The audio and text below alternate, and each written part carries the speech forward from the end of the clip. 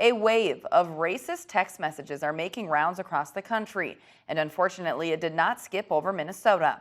KIMT News 3's Sananda McCall spoke with a Rochester woman who was on the Rochester ballot this year, vying for a county commissioner seat, and fell victim to one of those texts.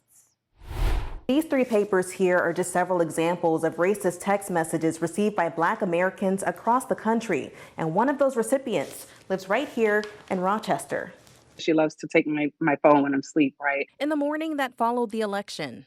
So I got the phone from under her while she was sleeping, and I saw the text message, and I'm like, what is this?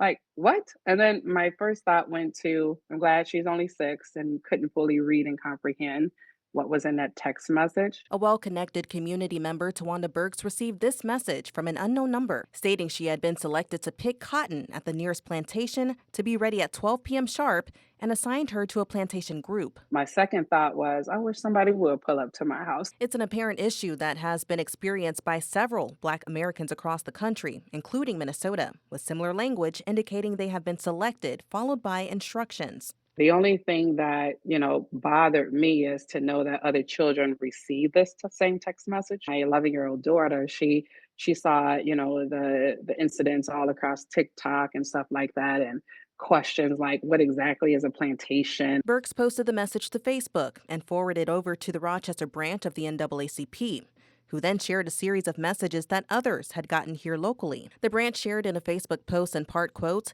"We will hold people accountable that target our local Black and brown communities with racism and hate and have strategies in place to do just that." Law enforcement and government officials also spoke out after catching wind of the disturbing messages from what was determined as Text Now users. The Rochester Police Department said, quote, "We are aware of such text messages here in Minnesota and multiple other states.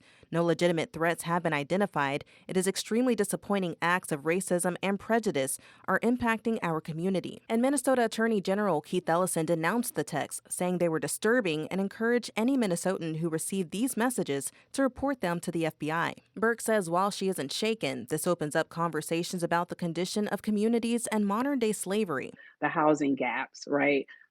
Access to resources for businesses, funding opportunities, mass incarcerations. And to whoever may be behind these text messages, just get better as an individual. The FBI is investigating. In Rochester, Sananda McCall, KIMT News 3.